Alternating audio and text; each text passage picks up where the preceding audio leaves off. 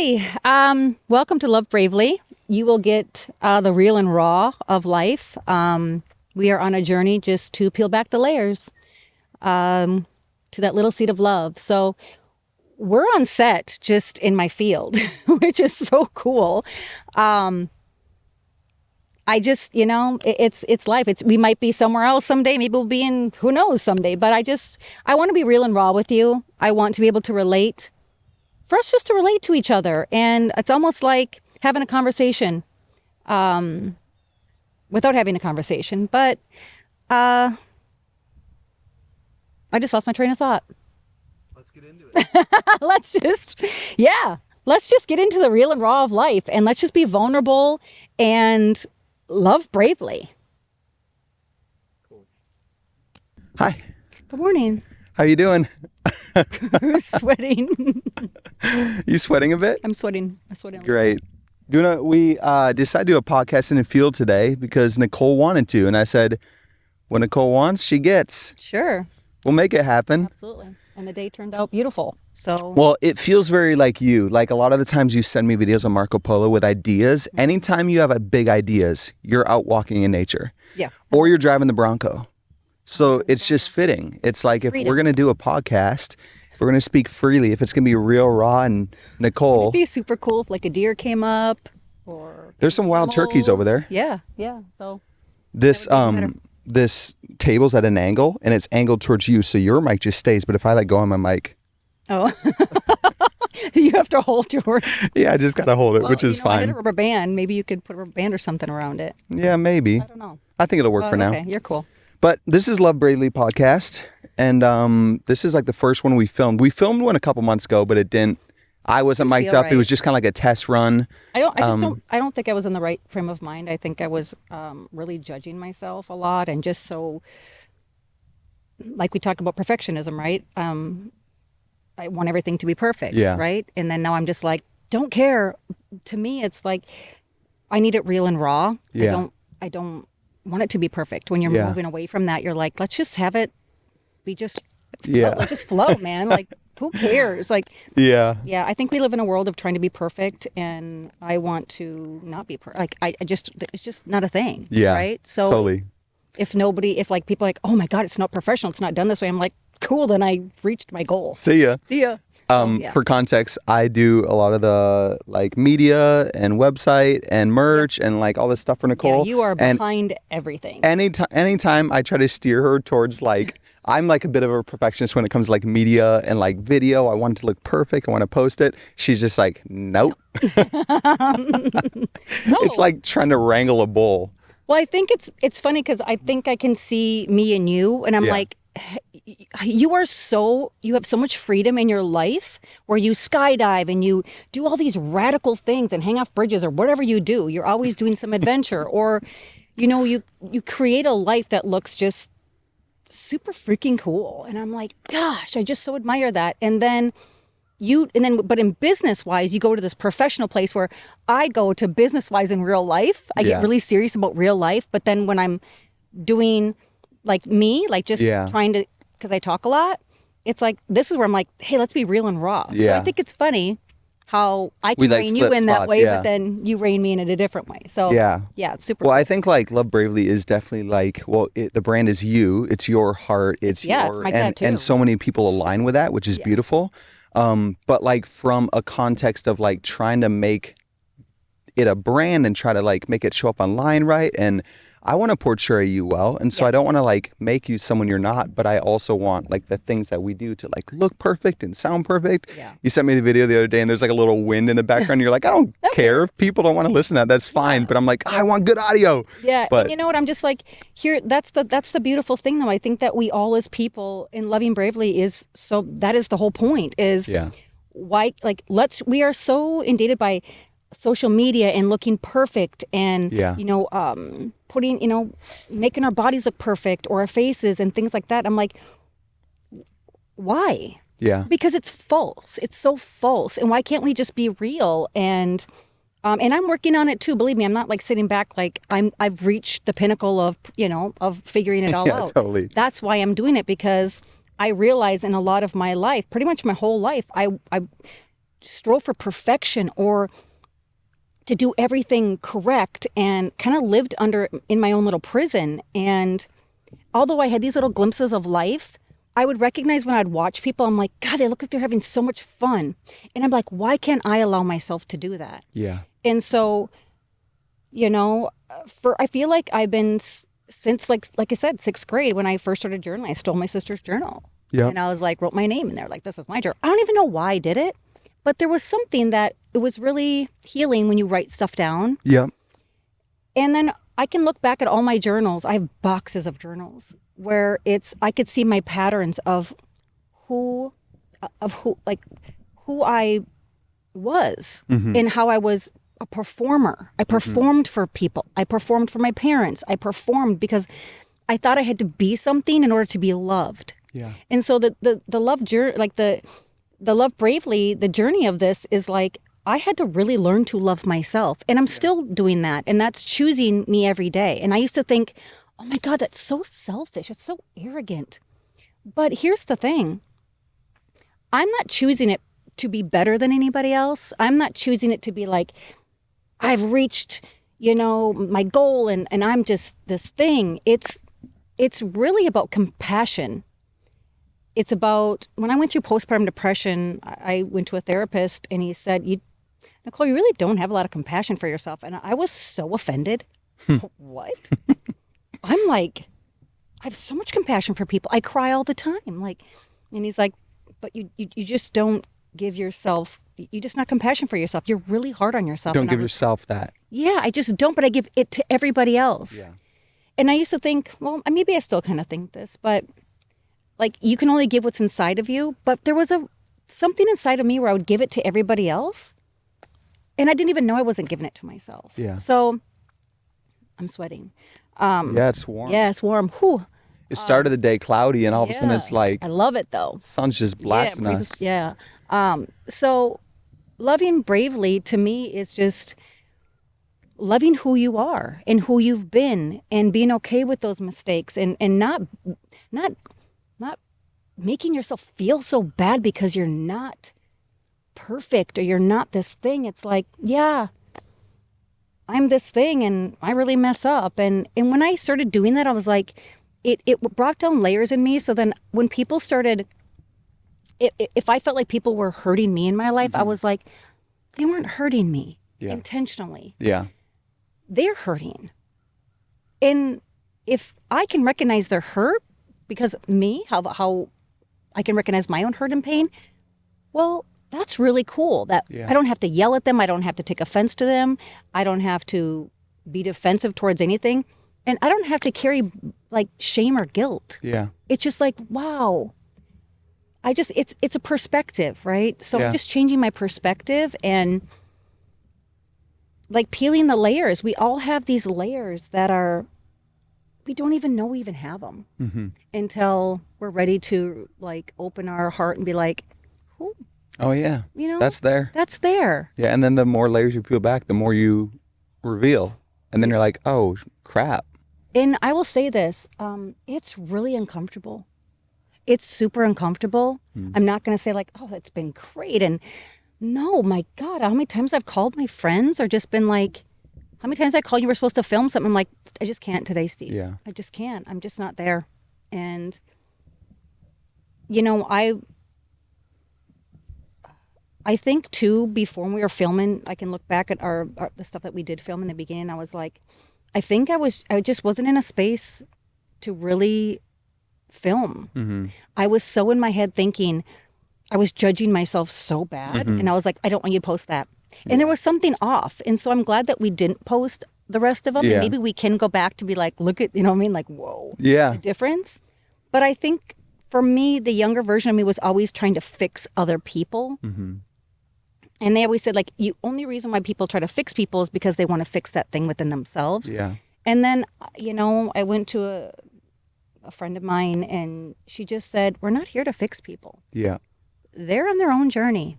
And when we try to fix, and live for them, that's not fair to them. Yeah. You are taking away what they're meant. Who they are. You know, and that really hit me like, wow, I never thought about it that way. And it's not easy to do because I'm a mother of 5 kids and Yeah. I I want to fix everything. I want to But do most of your everything life for you've them. lived for other, like you've given up kind of I've given up to a live lot for of me others. to live and for others. But then at some point you go, okay, now I got to like turn this around and focus on myself so I can continue to do that in a healthy way. Yeah, and it's kind of sad when I think about it because I in my head be like, you've known me for a long time. Yeah. 7 years. years. 7 years. And I think for me, I'm like, I love being a cheerleader for other people. I love seeing other people succeed. Mm-hmm. And I kind of was that person like, it's okay. I don't need it. I love that for them. Mm-hmm. But then I went through, a divorce and things like that. And I just went, I don't even know if I'm just happy. I don't, Yeah. Where's my happiness? Yeah. And although I was a happy person, I don't think I was truly fulfilling my cup. I was in some way able to fill other people's cup, even though my cup wasn't full. I wonder if like in a way, I've never been a mother, obviously, but when you're a mother, it's like God almost gives you this grace to just go like, this season of my life is not about me. Yeah. It's about my kids Absolutely. and making sure they grow up with love and compassion and kindness. Yeah. And then at some point, you have one kid at home still. Well, two. Two, but one is doing College. online college, and then she'll go back second yeah, semester. but it's like now you're kind of going, well, now that job is done, I got to learn again to like to unlearn and relearn. take care of myself and love myself. And yeah, loving bravely is so interesting because when you think about loving someone, loving in general, you think about like an outward love. Mm-hmm. Like how do you love other people? But it's like how you do that is so in line with how you love yourself. I think it has everything to do with it. Yeah. For so many years, all I wanted, I'm just like, I just want love. I love love. And I do. I mean, I love love. Mhm. I just do. I love the concept of it. I love, it brings so much peace. And I think it brings so much healing in the world. And, people can come in like, well, love hurts and love's this and love is that. And I'm like, although it can feel that way, right? What kind of love are you in Mm-hmm. where it would cause pain? Mm-hmm. Is it really love that's causing the pain, or is Yeah. it something else and you're choosing to use the word Yeah. love? Is it you're choosing a partner that hurts you and you're like, but I love them? Yeah. Is that really Yeah. love hurts? Or is it something within you Yeah. that you haven't discovered yet of why you keep Yeah. pulling I the read pain this- out of yeah. people, like each other? I read this quote lately. It's like you have to set aside how you feel about a person and focus on how they make you feel. Yeah. And I was just like, oh, Yeah. ouch. Dang it. Yeah. And How does this person make me feel? Yeah. Like, do I feel cared for? Do I feel loved? Do I feel Yeah. peace? Yeah. Do I feel safe? It's like, yeah. maybe and, not. And I think, I think sometimes too, and I've learned this through, I've had many failed relationships. And I kind of blamed it on my parents. I really kind of did. I was like, I didn't know what it was like. My parents are divorced. And not that I went on a rant, but I always had the belief system in my head that my mom never got remarried. So I was with a single mother. My dad got remarried 3 times, didn't have a great relationship with him. And because I was always a seeker of relationships. As a kid, I would observe everybody. And I had friends with their parents had great relationships. Yeah. And I was like, I love that. It's so beautiful. Yeah. And I want that. I want that. But I can't have that if I've got all these layers in front of what, like that seed, like I was talking about the other day, it was like this, you have to go back to the love. Yeah. In order to get there, you have to remove all the barriers that are in the way Yeah. of that place. Well, I think you would probably agree with this. I think love is so potent that it can cut through some of those. Yeah. But it's almost like you're not going to feel the deepest level or like the most potent level of love with those layers. Yeah. Would you agree? Like, I mean, I think I know there's times in my life I've been so like lost, but I could still feel the love for my parents, or I could still like love other Yeah. people. But it's like, do you want a love that's kind of masked by these things, or do you want a love that is like the most pure? Yeah. And I'm sure you would like agree with that. You're someone I've learned a lot about love from, just in the context of like, you just believe in it so much. Like do. there's certain like things I'll bring up and you're like, oh, you know what would solve that? Love. And I'm like, what are you talking about? Like, you really do. That's not like a bit. Like, you genuinely Love. believe, Need like, love. yeah, you get a know. flat tire on your truck? You know. No, but Fix it with love. yeah. But I do. I really, and I call me nuts or crazy, whatever. But I've had a really good relationship with God since I was very little. God to me wasn't in a church.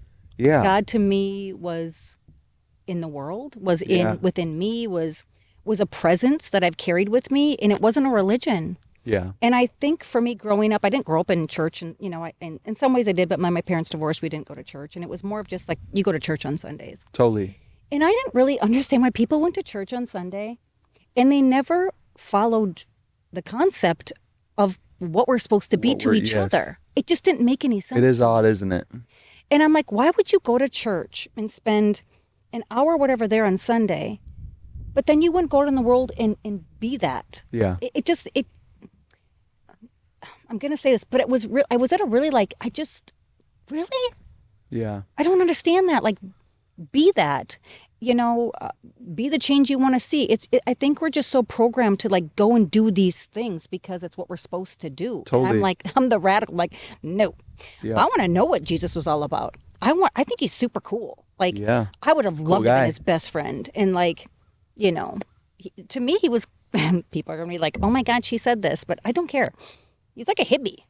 Yeah. He walked around in his sandals and his robe, and he spread love, and he was kind, and he forgave, but he was also a human too. He got angry, and he got, but he was always went to that place of trying to understand where people were coming from. Mm-hmm. And then he would kind of be condescending too. Like, if you don't think that you've ever sinned or you've ever done anything wrong, then you can stone that person. And they're like, well, see we ya. can't say that. Well, so we're out, right?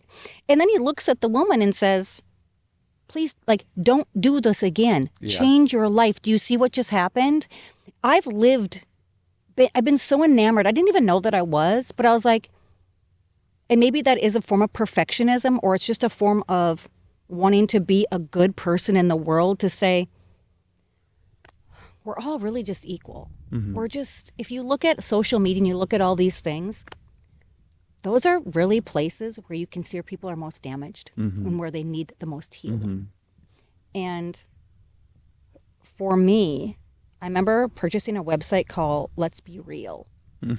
And I did nothing with it. You bought the URL? I was like, did nothing with it again. I've got all these ideas, but I never, did anything about it. But yet I would learn and do the best that I could out in the real world. Yeah. Right. And I'm not perfect by any means. I want to do good. Yeah. And I want to learn how to make the world a better place. And there's one of me. So if there's one of me and I can make changes in my life to bring goodness to the world, well, then hopefully that will have a little bit of an effect on at least one person. Yeah. Right. And then that person can have that effect. It's like the domino effect. Yeah. It's not my job. It's not whatever. It's just something that I'm really passionate about. Yeah. And, I was blessed with 5 amazing children.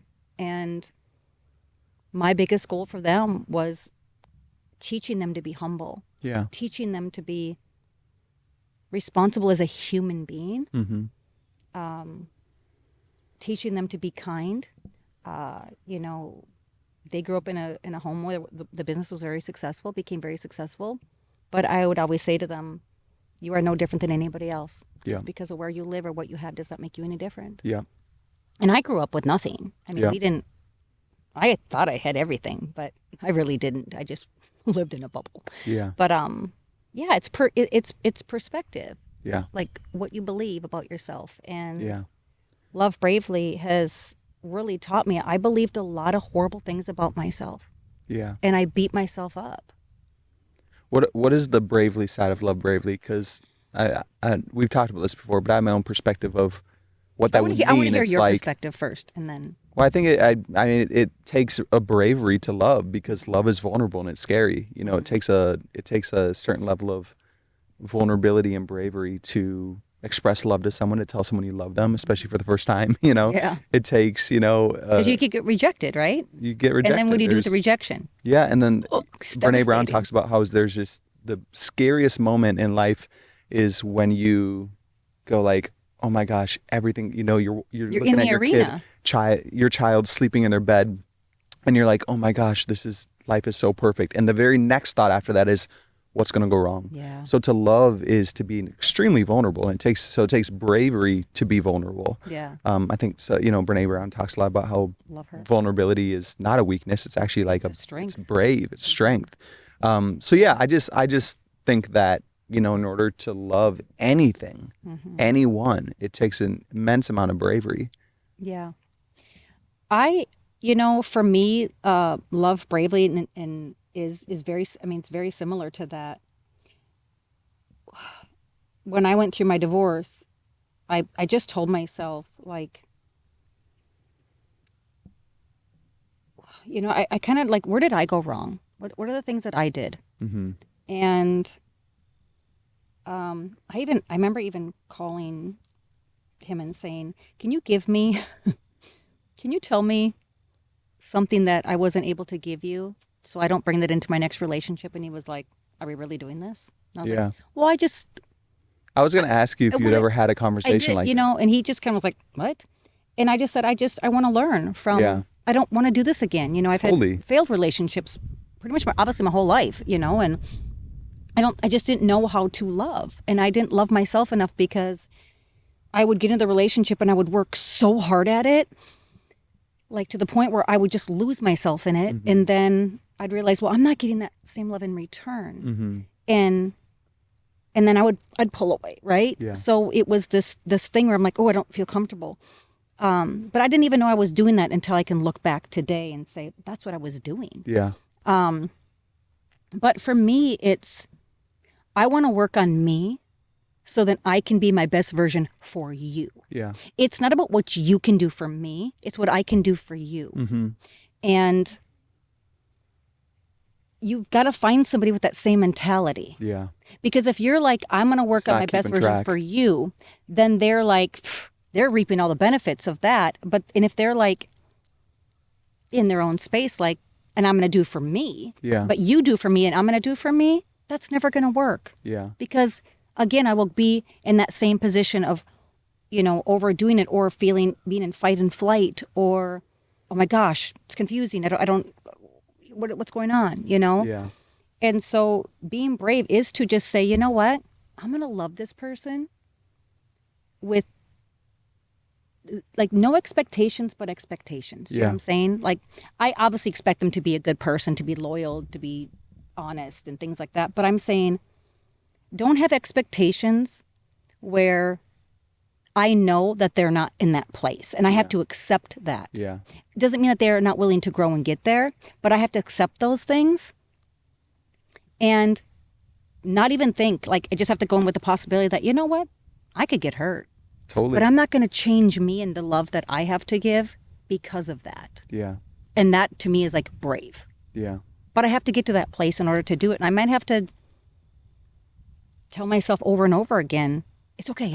When I get nervous, like, it's okay, you know, keep doing it. But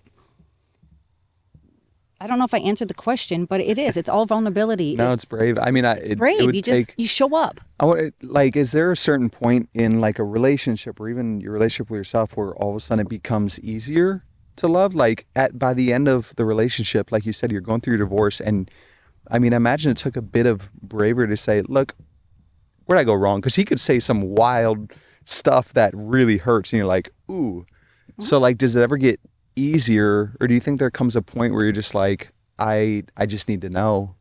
I like when you ask that question, I guess specifically, and then in general, do you think it ever gets easier to express love through practice? Oh my gosh, yeah. It's a practice. Yeah. If I'm not practicing it, I will go back to my old ways. No doubt about it, because I don't think everything's permanent. I don't think, you know, it's just it's What are your old ways? Closed off, guarded, yeah. Living in negativity, like talking to myself negatively, like, you know, well, Nicole, your dad didn't choose you, so why would he, you know, like, yeah, you know, it would go back to that. Yeah. And it's not a helpful way of thinking. No, but I'm not going to sit here and say, Loving bravely is just showing up every day for yourself and doing things for yourself. So then you don't over give to the wrong people or Yeah. over give. And then you're just depleted. You know what I'm saying? Like I almost taught myself like it's just really good to give. And it's okay, I don't need anything back in return. And I think there is something great about that. But I think it's kind of a false belief, you know, that It's a superpower you have, the ability to just give people without expectation. And so I think that's a beautiful thing to be able to give without expectation. But at some point, you know, I think it's completely normal and even healthy to go like, this person has never reciprocated that. And not that you're keeping track, but it's like your body's, you're maybe you're not intentionally keeping track, but your body's keeping track. Like your body's going like this, all of a sudden that person maybe doesn't feel safe. body keeps score. I think or they there's a don't book feel- called Body Keeps yeah. Score. Yeah. How do I feel with this person? How does my body feel Yeah. when I'm with this person? Yeah. Do I feel safe? Do I feel Yep. secure? Does this person, you know, do I feel more joyful around this person? Do I feel more energetic around this person? It's kind of like you do like a check-in, Mhm. right? Because I can be around people that give me so much energy, like, woo, we're just like, Mhm. we're on fire. Like, and then you go home and the rest of the day is so great. And then you're around some people who are just like, I'm yawning. Yeah. I'm just like, oh gosh. But you don't even realize it until you start to really get to know yourself. Yeah. It's like we have to constantly date ourselves Yeah. and get to know ourselves. And this is another thing that when I was going to be putting myself out into the dating world or the world, I thought I better get to know myself really well. Yeah. And create the life. They always say like create the life that you want instead of, instead of like, here's the two things I'll say this because this is how something else comes in my brain. I was like, hold on. Creating the life that you want is great, but also having the mindset to say, if it doesn't work, you have to accept that. Yeah. That there's a difference there. Yeah. And if you landscapers Landscapers are here. Hey, Brian. I'm just gonna take like a video so people can see the scene that we're like looking at. Yeah. Here's Nicole. And there's the driveway. There's the house. There's my vehicle. Here's our setup. Just out in the middle of nowhere. Just Brian's literally in a field. He's like, what is she doing now? Anyway, there's that. And I think where we get stuck sometimes in relationships, where it's relatable there, is we had this picture of this person and it was great here and it was great there. And then all of a sudden we realize, well, something shifted or changed. Yeah. Are we willing to shift and change with that? Or are we judging that Yeah. and moving away from it? Yeah. I'm learning in relationships that you have to choose that person every day, just like you choose yourself every day. Mhm. And I think I've learned too that I'm always explaining who I am, which is really weird when I really think about it, because I'm like, why do I always explain who I am? And this has just happened probably in the last 2 years, but I was like, oh, you know why? Because I'm rediscovering myself. Mhm. And I'm almost telling myself, this is a new version of you. Yeah. And this is not something that you're used to. Yeah. And it feels really uncomfortable, and it's like new skin, right? Wow, you're really comfortable with yourself. That's weird. Because I thought I was comfortable with myself before, but it was a projection of a hidden fear. Yeah. Like people like, oh my gosh, you're this and you're so this. I'm like, and those are parts of me, but I was like, you had no idea what was going on inside my head. Yeah. It was a train wreck. Yeah. So now, It's almost like someone's getting to know you as you're getting to know yourself. So you're Yes. like, I don't know. I learn even dialogue around Love Bravely or like some of the other brands I'm working on I learn kind of like some of the messaging and the language around it by dialogue. Yeah. And so I imagine just as you're kind of like getting to know someone, you're telling them things about yourself and you're like kind of hearing yourself say them for the first time. Yeah. And they're true, but it's like a new side of yourself that you're discovering or at least being aware of. Yeah, and I think some parts of me are just excited about it. Like, whoa, look at me. Yeah, it's so cool. Wow, I love me. And I don't love me in an arrogant, egotistical way. I'm like, I'm super cool with me. You are super and, cool. And I just, it's funny how I think I was living my life in some ways where it was very authentic when I was younger. And then as I got older and had kids, I thought that's where I think I shifted. Yeah. I have to be this thing for my children. Yeah. I want to be the best mother. Do you think that was wrong? No, I don't think it was wrong by any means. But I think there was parts of me that really wanted to breathe, and I didn't let it breathe because I wanted to do the right. Maybe the level to which you suppressed your own needs for your kids. I literally sent my kids a text message yesterday, and I said, I'm really sorry if I ever failed you in a way where I wanted to raise you based on how I was raised. And that's a brave text I to send. took the things that I wanted from my mom and dad and I put them into you. And if I overdid it, I apologize. Yeah. And they're like, what? Yeah. What are you talking about, Mom? Oh my God, you taught us to be so many amazing things. And like, don't be hard on yourself. And I was like, no, I'm not being hard on myself. I'm recognizing all my things. And I want to just be that person today of like, I recognize that. Yeah. Even if they responded with like, what are you talking about? I guarantee it was so healing for them to hear. My parents sat me down a few years back and they like had me over for dinner. And I'm like, what is going on? Like, what are they going to tell me? Yeah. And they sat me down. They're like, Steve, we just want to recognize that, we weren't perfect parents and we raised you the best we knew how, but we recognized there were mistakes. And I remember just being like, what in the hell are you talking about? Like, you were such amazing parents. Yeah. And there was nothing I could think of that I could go like, are they talking about this time where they did this to me or that time? There was nothing that I went back and said, oh, they're apologizing for that. Just in general, they just wanted to let me know that like they did their best and they apologized if they did anything wrong. Yeah. And even though I couldn't find a place to go back to be like, oh, it must be this thing that they're apologizing for. Did you try to go back? I tried, because I was like, is there something they're specifically speaking about here that, that happened, that they knew they let me down or they disappointed me or they hurt me? And I couldn't think of anything. And so even though I couldn't think of anything, it was still healing.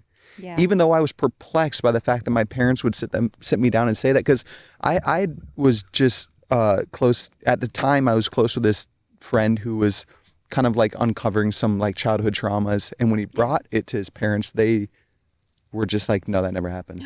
Like totally. And he was going through therapy and he was trying to heal from this, and his parents just couldn't handle the fact that it's like they can't change it now. And they were good people. They just had done something in their childhood that was really painful. And so I was just blown away that my parents would say that to me when I couldn't think of anything to point back to, but it was still healing that they did it. How can I ask how did he process that? Because because at that point the crossroad is you're going to have to be okay with not getting closure or that healing. You're going to have to learn to heal that wound within you on your own. Yeah. The Did friend, he come you to mean? That conclusion, yeah. Yeah. I think they're still working through it. Geez, It's like an ongoing thing. It's a that doesn't happen overnight. No, and I think to add on this too, because I don't want to ever come off like I'm like this grandiose person because I'm choosing this. Yeah. I know it's really hard to go inside and figure out where you messed up. I'll be really real. My eldest son, Dylan, took me to dinner one night and he's just like, can we go to dinner? I was like, yeah. And he pretty much just told me like everything, how he felt about his childhood in not great ways. And I was like, okay. Wow. It was just like, I think it's one of those things where he was telling me kind of how my perfectionism affected him. Yeah. My expectation Mm-hmm. as a parent. Mm-hmm. He was a phenomenal soccer player. He was a good, I mean, he was a good kid growing up. He was, and anyway, so we were at a restaurant and he just kind of, he didn't unload on me in a negative way. It was just like, he just told me and I sat back and I said, I'm really sorry Mm-hmm. that the things that I did at that moment in time made you feel like that. Wow. That's my responsibility. Did you do that right away in the moment? In the moment. Beautiful. That's awesome. I didn't get defensive. I didn't blame. I didn't deny it. I just listened to him. Mm-hmm. And it doesn't really matter. And I hope that that your friends' parents can go to this place. And I think this is where the beauty lies in any relationship. Mm-hmm. It doesn't matter what I think I did or I didn't do. Yeah. It's not about me. Yeah. Okay? I still heard that person. If you said to me, Nicole, the other day we were talking and you said something that really hurt me. And I could be like, no, I didn't. Yeah. What did I say? I mean, like, even in that moment, like, bleh. I mean, you can hear that, like, I'm not willing to hear you. I'm not willing to listen to you. Yeah. Because I don't do those kind of things. Yeah. That's that. And it's not really like an arrogance. It's, I have not dealt with those things in me for me to be a failure in any way. Right. Or look at myself as this person, You don't right? allow yourself. You don't allow yourself. the grace to do something wrong or to hurt someone. Or Right.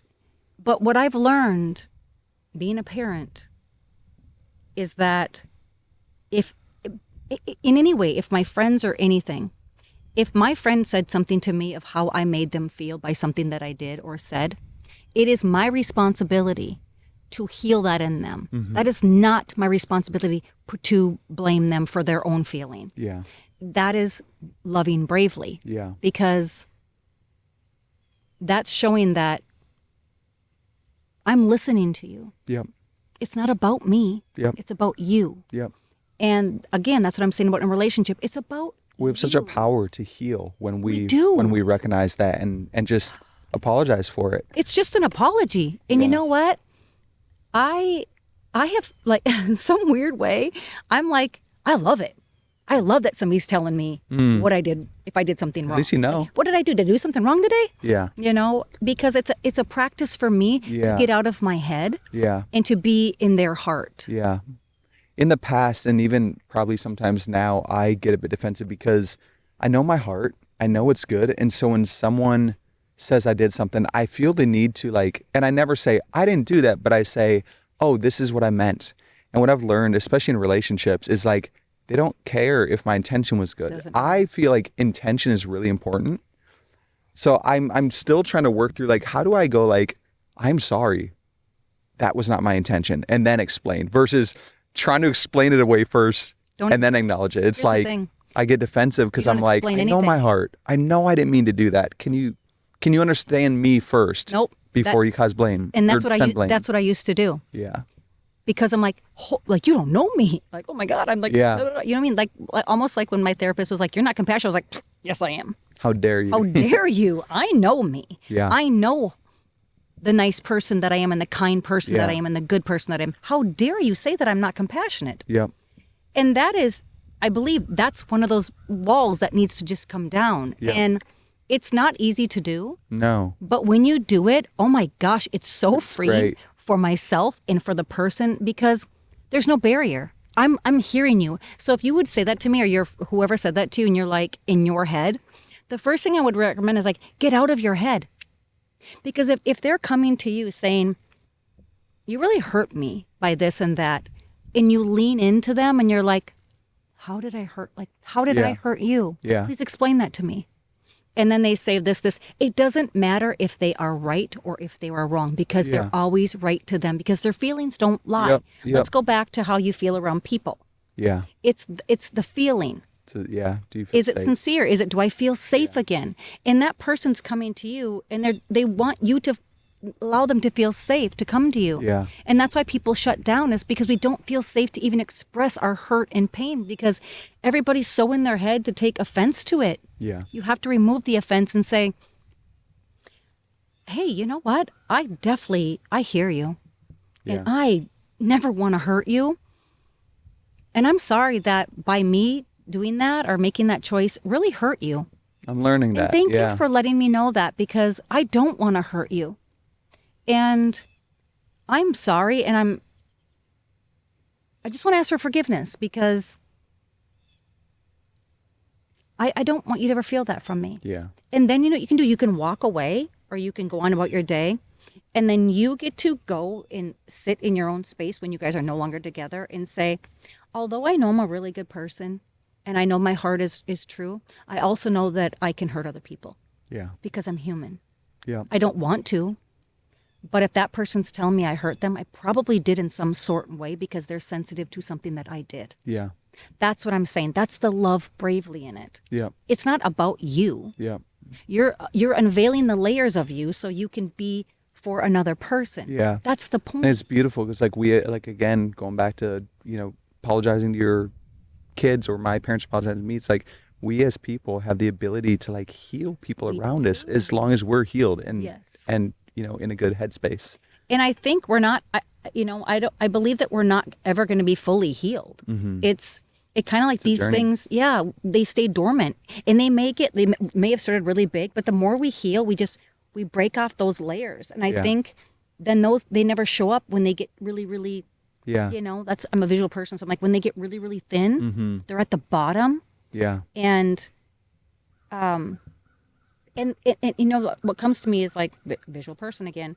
We build our life on a foundation, but once that layer gets really thin, it's almost like it's a very thin layer on the Mhm. bottom that is going to create stability for the foundation. Yeah. It's not going to be chaos anymore or breaking. It's not the crack in the foundation. Yeah. It's now sealed. Yeah. And you don't really have to revisit it because you're no longer that person. Yeah. That doesn't mean that it's not there. Yeah. It's just a very, very old version of yourself. Totally. And I believe that is the world.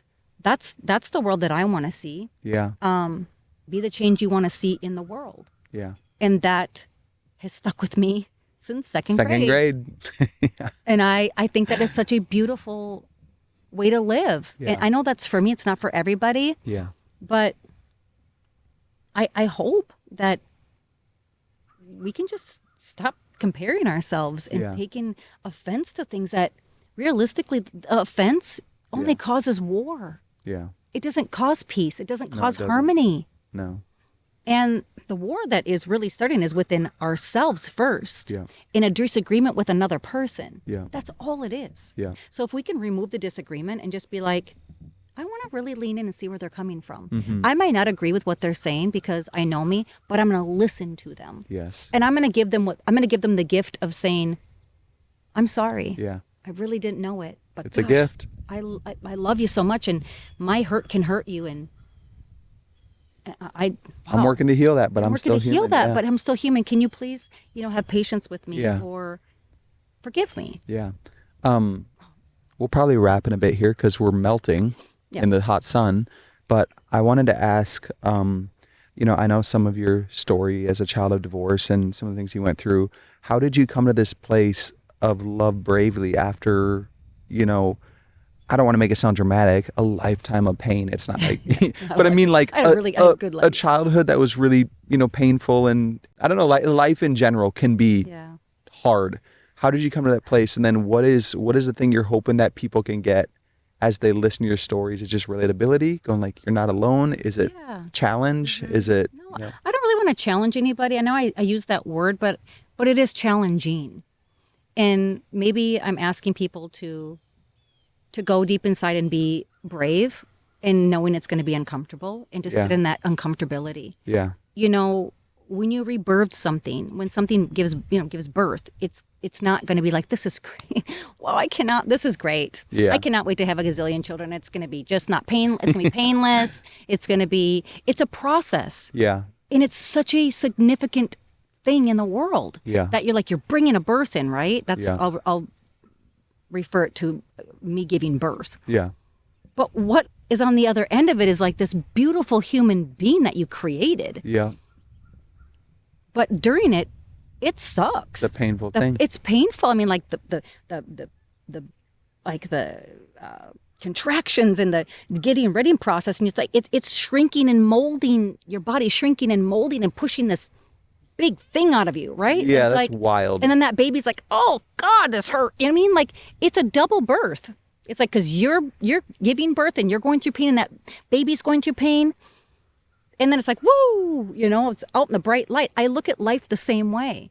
So when I'm rebirthing my parts of myself, it's painful. Yeah. Oh my God. It's going from like the pain horrible. you've You know how many experienced. times I'd be walking around and I'm like, why am I starting to cry? What am I thinking? And I will just lay on the ground and cry. Yeah. So it came from a place of, if you look at my house and everything, I love hearts. It sounds so stupid, but I'm a child and I'm like, I just love love. And I do. That is so my heart. I'm like, I just want to love people. Yeah. That's my job. That's a cool job. It's a fun that's job. the funnest job in the world. And I want to bring out the love in people. Yeah. But I have to do that. In order for me to do that, I have to bring that out in me. Yeah. And not fear anything, and not fear rejection, and not fear judgment, and not fear all these things. And it's not easy to get to that place. I don't really know where it started. I can't be like, well, this is this. I was getting tattoos, and I'm just like, you know what? Love bravely. I have to be brave to love. And I'm brave in a lot of different things in my life. But love is the hardest thing for me to figure out. Yeah. And relationships are the hardest thing for me to figure out. Why? Yeah. Why is it so hard for me to be loved? Am I that difficult of a person? Do I expect somebody to love me? I just was so focused on loving everybody else that I never thought about me. Yeah. I just didn't. Yeah. And then I thought, wow, I have a really hard time receiving that. Yeah. And I think it is because, my father's now passed on, but I was very close with my dad before my parents got divorced. And he made me feel really special. Mm-hmm. And then that special went away. Hmm. And I felt abandoned. And I felt rejected. And when I asked my dad to walk me down the aisle when I got married, he said he couldn't. So over time, He didn't want to? He actually told me, we had a conversation before he passed away because I started writing my book. And he said to me, I'm sorry that I lied to you. I didn't have to play in a band that day. I just didn't want to face my reality of what I did. I didn't want to see the family. Oh. And I said, that really sucks, Dad, because that was a really big day for me. Yeah. And I learned as a kid just to make excuses for everybody else and why they couldn't show up for me. Yeah. And then I didn't show up for me. Did you get some, in that conversation you had with him before he passed, did Oh you my get gosh, closure yeah. from like a number of things? I got so much closure from my dad within 2 years. It's almost like I got the beginning of us. Yeah. I got it at the end before he passed. And he apologized, and he was so asked for forgiveness, and I learned so much about him. And I know, like, my siblings probably don't have the same story, but I do. Mm-hmm. And my dad was very encouraging, so encouraging. He gave me so much wisdom through my divorce. And he says, Nicole, just go out and do life and have no regrets. None. It's awesome. Don't regret anything. You're the strongest person I know. And although I want to hear that, and I lived through that strength, I'm like, but I want to be weak. I don't want to always be strong. But that weakness to me was my enemy. Mm-hmm. Oh, if you're weak, you can't be weak. Mm-hmm. People are going to see your weakness. Mm-hmm. You talked about that, right? So you have to be brave then, because weakness is a superpower. And I'm not saying like weakness as just cower down to people. I'm saying I think weakness equals humility to me. It's not that I'm weak. It's just that I'm humble, and I'm recognizing that I'm I wouldn't describe you as weak. Yeah, Is meek the right word? Maybe a meek person. I Or could like definitely be meek. yeah. I've been told that before. But I do have, when I have to kick it in high gear, I will. I mean, there's a whole different version of me where like fight There's and a mama flight. bear in there. Mama bear in there. Come out, don't mess with my family. Yeah. Don't hurt my friends. Yeah.